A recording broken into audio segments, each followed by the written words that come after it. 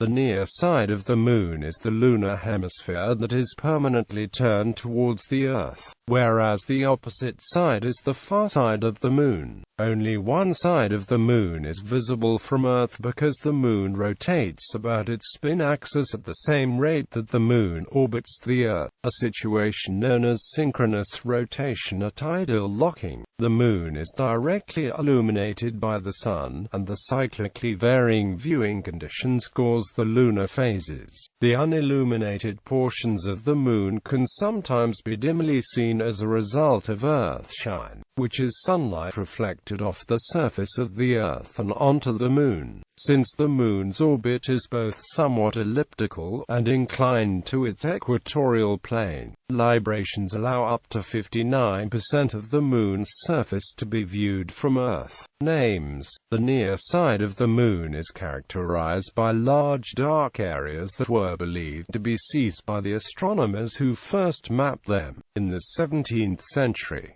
Although it was found out later that the Moon has no seas, the term mare is still used. The lighter-toned regions are referred to as terrae, or more commonly, the highlands. Orientation. The image of the Moon here is drawn as is normally shown on maps, that is, with north on top and west to the left. Astronomers usually turn the map over to have south on top, as to correspond with the view in most telescopes, which also show the image upside down. West and east on the Moon are where you would expect them when standing on the Moon. But when we, on Earth, see the Moon in the sky, then the east-west direction is just reversed.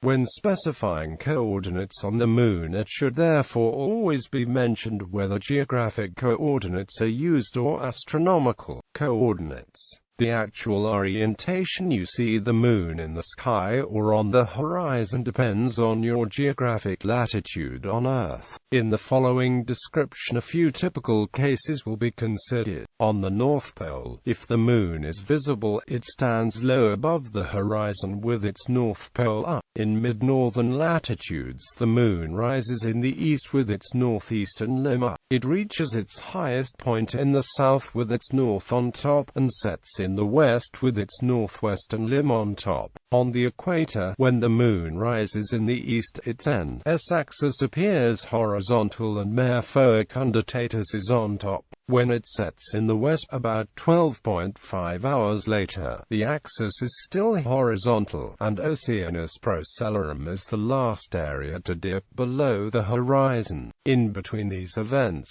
the Moon reached its highest point in the zenith, and then its selenographic directions are lined up with those on Earth. In mid-southern latitudes, the Moon rises in the east with its southeastern limb up. It reaches its highest point in the north with its south on top, and sets in the west with its southwestern limb on top. On the South Pole, the Moon behaves as on the North Pole, but there it appears with its South Pole up.